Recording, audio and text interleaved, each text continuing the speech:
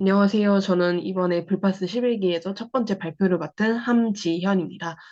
네, 저는 이제 마침 또 상하이 업그레이드 일정이 오늘 확정이 됐잖아요. 그 미국 시간으로 4월 12일, 그 한국 시간으로 4월 13일 오전 7시로 그렇게 알고 있는데, 이제 마침 또 상하이 업그레이드 이제 그런 다시 키워드가 핫해지면서 이제 분산 밸리데이터 기술, DBT, 이 키워드도 확실히 이제 다시 부상을 할 것 같아서 이 분산 밸리데이터 기술이 뭔지 톡파보기를 주제로 오늘 발표를 하겠습니다. 네, 일단 순서는 네, 이 분산 밸리데이터 기술이 등장하게 된 배경과 그다음에 이더리움 스테이킹 서비스의 그 한계와 그다음에 상하이 업그레이드, 그다음에 분산 밸리데이터 기술의 의미와 어떤 서비스가 있는지를 좀 살펴보겠습니다. 네, 일단 등장 배경을 이제 설명하자면 모두가 다 아실 거라고 생각을 하는데요. 그 지난해 9월 이제 이더리움이 이제 더 머지 업그레이드를 이제 그 다 잘 성공적으로 마쳤었죠. 그러면서 이제 그 합의 알고리즘이 작업 증명에서 이제 지분 증명으로 전환했습니다. 그 자격 증명은 이제 그 노드들이 이제 그 컴퓨터로 연산을 해서 이제 그 알맞은 이제 그 해시 값을 밝혀내고 그걸로 인해 이제 보상으로 이제 블록을 생성하고 그거에 대한 보상으로 이제 그 코인을 받는 그런 방식이었는데 어찌 보면 좀 노가다 방식이 작업 증명이었어요. 근데 그게 환경 오염 이슈도 있고 마침 그 비탈릭 부테린도 계속 이제 작업 증명 방식이 이제 환경 오염의 주범이다 뭐 이런 식으로 글을 올리면서 이거를 바꿔야겠다 하면서 이제 지분 증명으로 전환이 됐습니다. 이 지분 증명으로 근데 합의 알고리즘 전환이 되면서 뭐 에너지 소모량 낮아진 건 좋은데 중앙화 논란이 발생했습니다. 지분 증명이 다 아시겠지만 이제 그 스테이킹된 물량이 그 가장 많은 밸리데이터가 블록 생성 권한을 우선적으로 받는 그런 합의 알고리즘인데요. 그런데 근데 그 밸리데이터의 어떤 편중 현상, 한 밸리데이터에 많이 몰리는 그 쏠림 현상이 발생하면서 중앙화와 검열 저항성 논란이 이제 그 발생했습니다. 그 이유는 이제 이더리움 그 네트워크가 예전에 더 머지 이전에 완전히 이제 전환하기 전에 이제 스테이킹을 하기 위해서 최소 요건이 32이더였습니다. 이게 3월 24일 기준이긴 한데 이 32이더가 한화로 원화로 그 환산을 하면은 약 7,600만 원입니다. 근데 저도 뭐 저 정도 할 수 있는 돈이 없고 일반 이용자들이 당연히 저거를 솔로 스테이킹을 하기에 너무 장벽이 컸습니다. 그러다 보니까 가상자산 거래소나 이제 디파이의 이제 스테이킹 물량을 위임하는 형태가 많아졌습니다. 그래서 가상자산 거래소나 이제 디파이 업체들이 그렇게 32이더를 모아서 이제 계속 이제 그러니까 밸리데이터 노드를 활성화시키는 방식으로 진행이 됐는데요. 근데 여기서 이제 지분 증명의 가장 큰 이제 리스크는 슬래싱입니다. 잘 모르시는 분들이 이제 스테이킹 하면은 안전하다. 그냥 은행에 예적금 하는 것처럼 그냥 돈 맡기고 가만히 있으면 이자를 준대라고 생각을 하시는데 지분 증명 네트워크에서 가장 큰 리스크가 바로 슬래싱인데요. 만약에 밸리데이터가 블록 생성 이제 그런 그 자기 순번을 놓치거나 아니면은 잘못된 트랜잭션을 이제 승인을 했다거나 이런 식으로 밸리데이터로서 자신의 역할을 다하지 못했을 경우에는 슬래싱, 자선 삭감 조치가 들어갑니다. 한마디로 저희 그 스테이킹된 32이더가 완전히 삭감되거나 아니면 일부를 삭감이 되는 건데요. 그렇게 스테이킹한 이제 밸리데이터를 믿고 스테이킹한 이용자들도 따라서 그 예치된 자산이 삭감이 됩니다. 뭐 이제 일부 약간의 삭감이면 상관이 없는데 만약에 밸리데이터가 너무 일을 제대로 못해서 완전히 삭감되면은 어느 날 제가 스테이킹한 이자가 잘 들어왔겠지 이걸 까봤는데 자산이 없는 거예요. 이런 리스크가 있다 보니까 어느 정도 검증된 밸리데이터에게 이제 스테이킹을 하게끔 됩니다. 그렇기 때문에 점점 이제 좀 영향력이 있는 밸리데이터에게 스테이킹 물량이 편중되는 그런 현상이 발생을 합니다. 네, 이거는 더머지 업그레이드 이제 되기 전에 어떻게 밸리데이터가 되는지 그거를 나타낸 표인데요. 여기 보면은 일단은 이제 밸리데이터 키와 이제 그 인출 키 이렇게 그 두 가지가 부여되고 그 다음에 예전에 이거는 이더리움 1.0이 있던 게 더머지 전이라서 그때 32이더를 이제 이더리움 1.0에서 꺼내서 이제 그 스마트 컨트랙트 이제 비컨 체인에 이제 예치를 하고 그 이후에 이제 노드는 사실 상관없이 운영을 할 수 있는데 밸리데이터가 되기 위해선 32이더를 예치를 하고 스테이킹을 하고 그 다음에 밸리데이터를 활성화해야 됩니다. 그러면서 이제 이더리움 2.0, 32이더를 넣고 활성화 버튼을 누르면은 이제 이더리움 2.0 비컨체인 클라이언트, 이제 밸리데이터 클라이언트로 들어갈 수 있는 구조였습니다. 네, 이거는 밸리데이터별 위임된 이더리움 물량인데요. 난센 데이터를 인용을 했고, 잠시만요.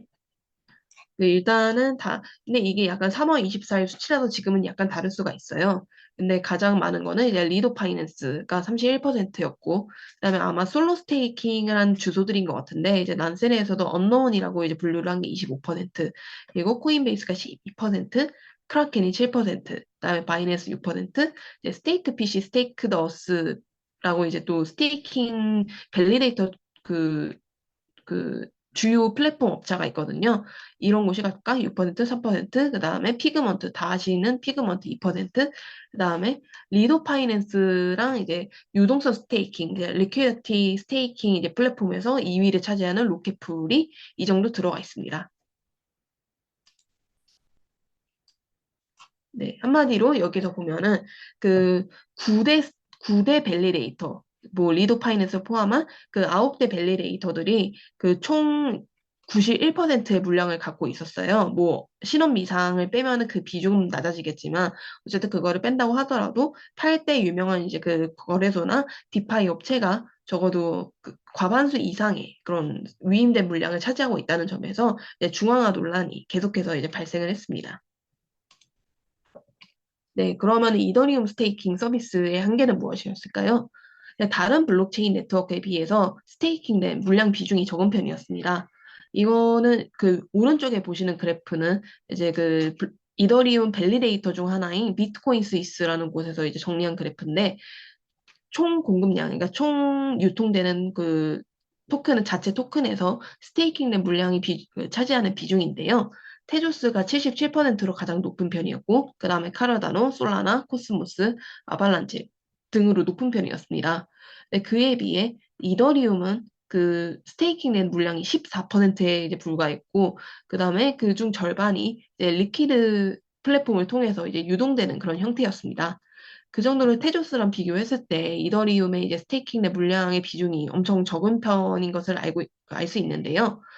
그 이유는 이제 단일 슬래싱보다도 슬래싱은 사실 다른 곳에서 다 있지만 단일 실패 지점 리스크가 크다는 그 싱글 포인트 페일러 그게 더 크기 때문이라고 생각을 합니다. 왜냐면은 이제 다른 곳에서는 이제 밸리데이터들이 좀 분산이 되어 있는데 이더리움은 POS로 전환되고 나면서 그 밸리데이터 중앙화 논란이 계속 발생했다 그랬잖아요. 근데 이 중앙화가 검열 저항성, 만약에 예를 들어 뭐 문제가 돼 있는 그런 그러니까 그 주요 밸리데이터들이 마음에 들지 않는 결정을 뭐 배제할 수 있다, 뭐 이런 검열 저항성 논란도 있겠지만 가장 큰 문제는 단일 실패 지정 리스크예요.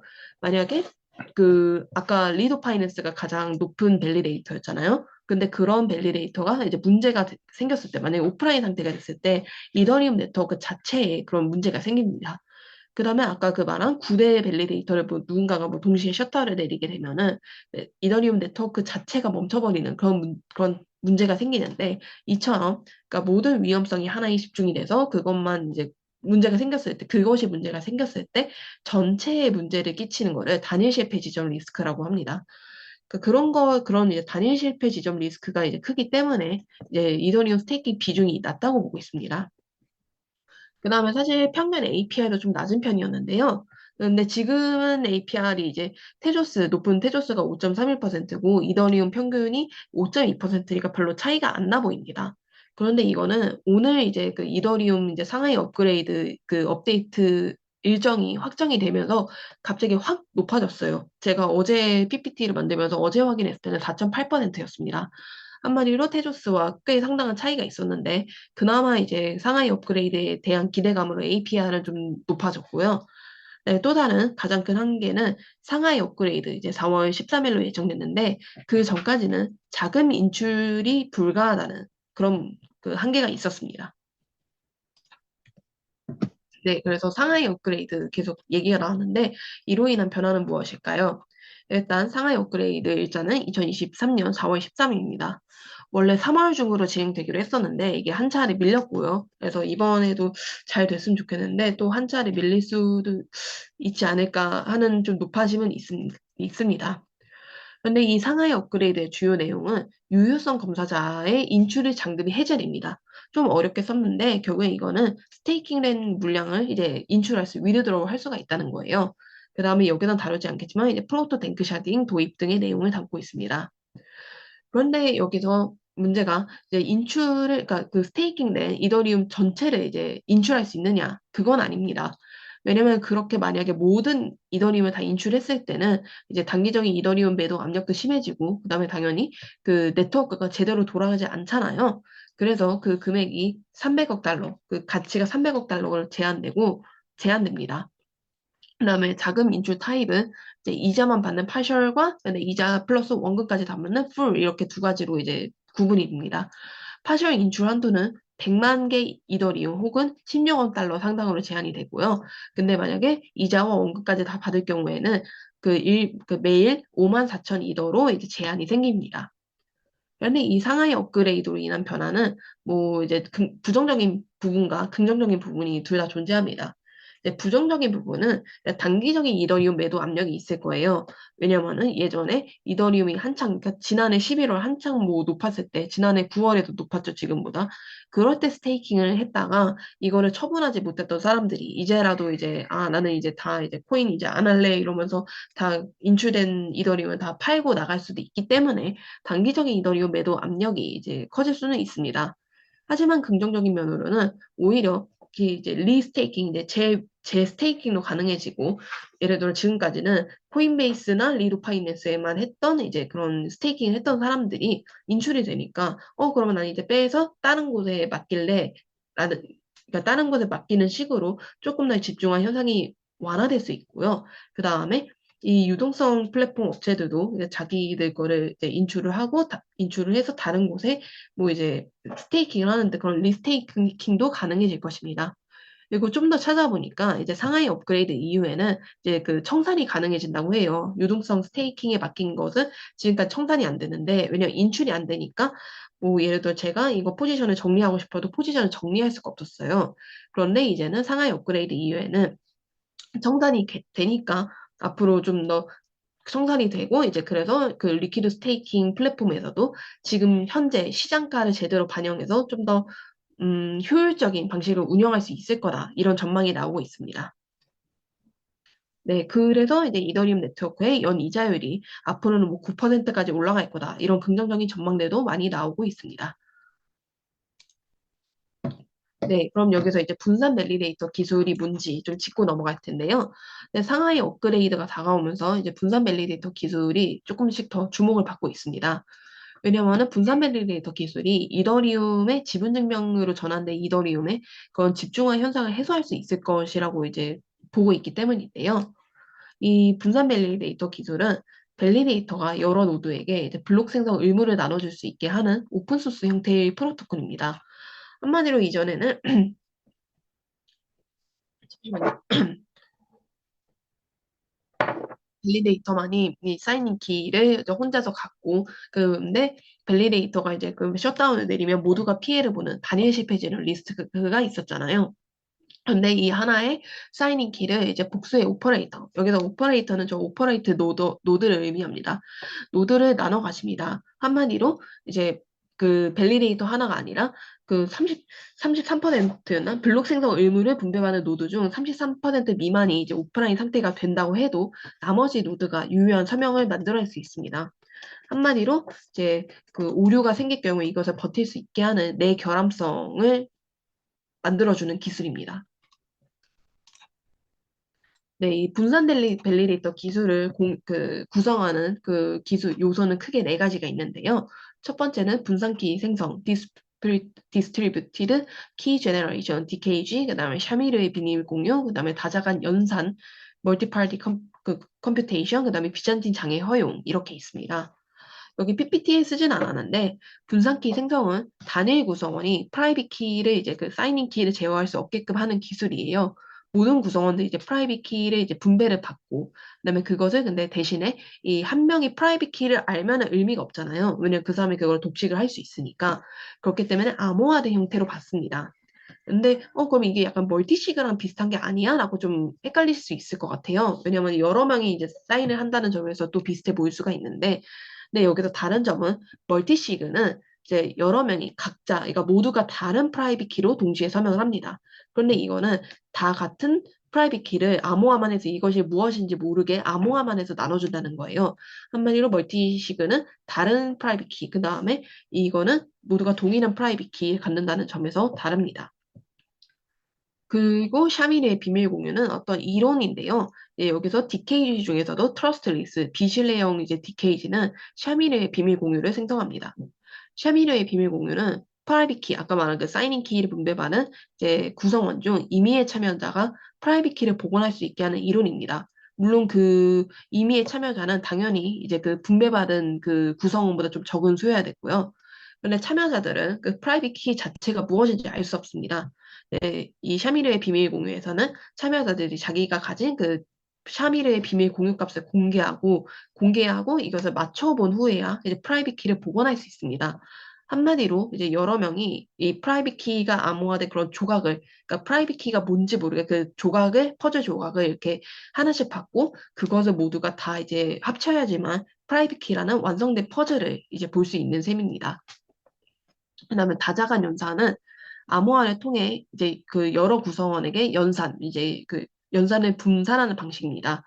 이 또한 이제 멀티시그와 좀 유사해 보일 수 있는데요. 근데 앞서 말씀드린 대로 멀티시그는 이제 서로 다른 프라이빗 키로 생성된 온체인 서명이 필요합니다. 그런데 이 다자간 연산 MPC에서는 이제 오프체인, 온체인이 아니고 오프체인에서 생성된 단일 서명을 요구합니다. 한마디로 이제 오프체인 서명이니까 이제 분산 원자 블록체인에 기록되지 않아서 프라이버시를 강화할 수 있고, 또 온체인에서 이제 또 서명을 만들어내기 위해서는 당연히 또 트랜잭션 피가 나오잖아요. 그것이 발생하지 않는다는 차이점이 있습니다. 그다음에 비잔틴 장애 효용. 그는 다 아시겠지만 비잔틴 장군 문제. 이 비잔틴 장군 문제가 예를 들어 비잔틴에 여러 장군들이 있는데 이 동시에 정확한 정보를 전달받아야만 이 딱 공격하는 그 지점을 설정할 수가 있는데 만약에 그 중에 한 명이 잘못된 정보를 얻어서 그것을 흘렸을 경우에 전체가 공격을 할 수 없게 만드는 그런 문제를 말하는 건데요. 이 비잔틴 장애 허용은 그것에 대한 이제 해결책으로 장애가 발생하더라도 만약에 그 장군 중 한 명이 이상한 정보를 흘리더라도 전체 참여자 중 3분의 2가 정상 작동한다면 시스템이 정상적으로 움직이게끔 하는 합의 알고리즘입니다. 이 분산 밸리데이터 기술에서는 BFT를 토대로 하나의 노드를 리더로 선택을 해요. 그 아까 오퍼레이터 리더를 이제 그 오퍼레이터 노드를 리더로 선택을 하는데 그 리더가 오프라인 상태가 되거나 손상이 됐을 경우에는 12초 이내 다른 노드의 그 리더의 역할을 할당하는 식으로 활용이 됩니다. 네, 이런 식으로 네 가지 기술이 모여서 디스트리뷰티드 밸리데이터 테크놀로지를 완성이 됐습니다. 네, 이 분산 밸리데이터 서비스를 제공하는 것은 크게 오버랩스와 SSV 네트워크가 있습니다. 이 오버랩스와 SSV 네트워크를 가르는 기준은 이게 허가형이냐 비허가형이냐의 차이인데 오버랩스는 이제 비허가형 퍼미션리스 오픈소스 프로토콜입니다. 그렇기 때문에 약간 이제 기관이나 그런 이제 그 기관이나 아니면은 좀 그 뭐 리퀴드 스테이킹 업체들이 주요 고객이고요. 그다음에 아직 토큰은 없는 것 같습니다. 토큰은 그러니까 찾아보니까 얘네가 발행한 토큰은 없는 것 같고 그다음에 ICO가 진행 중인 걸로 추정은 돼요. 이거는 만약에 아시는 분이 있으면 좀 그 주시면 좋겠습니다. 코인마켓캡에 이제 오볼이라는 토큰이 있는데 그거는 전혀 여기 오볼랩스에서 발행한 토큰이 아니고 티커만 똑같고 다른 곳의 토큰이기 때문에 좀 주의하시길 바라고요. 그다음에 오볼랩스는 판테라 캐피털 등으로부터 1,250만 달러 상당 시리즈 A 투자를 유치했습니다. 그다음에 SSB 네트워크는 허가형 퍼미션되고 이제 개인 간 그 P2P 네트워크예요. 그리고 이미 이제 자체 토큰으로 SSV를 발행을 했습니다. 그 얘네 SSV 네트워크는 조금 더 오버랩스보다는 조금 더 명확한 그런 그 토크노믹스를 제시를 하고 있습니다. 아, 제가 방금 좀 설명을 잘못 드렸는데, 오버랩스가 이제 비허가형이기 때문에 이제 누구나 다 이제 밸리데이터로 들어와서 이제 클러스터를 할 수 있고요. 아까 이제 뭐 이제 리퀴드 스테이킹 업체나 일부 제한된 곳만 활용할 수 있는 거는 SSV 네트워크입니다. 제가 아까 설명을 좀 반대로 드려서 그 다시 한번 설명을 드립니다. 그다음에 SSV 네트워크도 코인베이스와 디지털 커런시 그룹으로부터 1,000만 달러 상당의 투자를 유치했습니다. 네, 오버랩스와 이제 SSV 네트워크의 차이는 오버랩스는 이제 클러스터라는 것을 이제 구성을 해요. 실행 클라이언트, execution 클라이언트, 그 다음에 합의 클라이언트, 그다음에 분산 밸리데이터 클라이언트, 밸리데이터 클라이언트가 하나로 모여서 이제 클러스터를 형성합니다. 그다음에 또한 클러스터 규모에 따라서 이제 온라인 상태여야만 하는 분산 밸리데이터 수도 각각 다르게 좀 제시를 하고 있습니다. 그런데 SSV는 이제 좀 뭔가 여기 오버랩스는 이제 레이어가 쌓여서 이제 클러스터를 만드는 구조라면 SSV는 그거보다는 좀 가볍게 P2P로 하는 이제 레이어 형태를 좀 택해요. SSV는 SSV P2P 네트워크 레이어와 이더리움 콘트랙트 레이어로 이제 구성이 됩니다. SSV P2P 네트워크 레이어는 이제 실행 레이어로서 밸리데이터가 운영되고 이제 이더리움 스마트 컨트랙트에서 이제 밸리데이터 키 공유 이제 쉐어링 키 쉐어링 할당을 읽어옵니다. 그 다음에 이더리움 콘트랙트 레이어는 SSV 토큰 보유자들이 이제 의사결정을 할 수 있게끔 하는 이제 거버넌스를 구성하기 위한 레이어로 활용이 됩니다. 네. 그리고 SSV는 아까 말씀드린 대로 허가형 퍼미션드라서 이제 등록한 사람만 SSV 네트워크 밸리데이터 오퍼레이터로 등록한 사람만 이제 활용을 할 수 있습니다. 이런 이제 다중 이제 멀티 오퍼레이터 시스템을 토대로 이제 노드들이 이제 그 서로에게 신뢰를 요구하지 않고도 이제 작동될 수 있게 합니다. 얘네는 또 토커노믹스가 굉장히 명확한데요. 어떤 구조냐면 밸리데이터는 이제 밸리데이터 오퍼레이터에게 SSV 토큰을 지불합니다. 그 다음에 이 밸리데이터 오퍼레이터는 그 보상으로 이더리움 받아서 밸리데이터에게 이제 지급을 합니다. 당연히 이제 그 밸리데이터는 자신에게 이제 토큰을 위임한 사람들에게 이더리움을 이제 보상으로 제공을 합니다. 그다음에 SSV는 이제 비스탁형 기술을 바탕으로 이제 완전히 신뢰를 요구하지 않는 트러스트리스 유동성 스테이킹을 가능하게 한다고 합니다. 네, 마지막으로 결론입니다.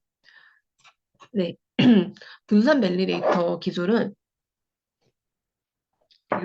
유동성 스테이킹, 그 리퀴디티 스테이킹 프로토콜에서 스테이킹의 중앙화 문제를 해소하기 위한 미들웨어로서 활용될 전망입니다.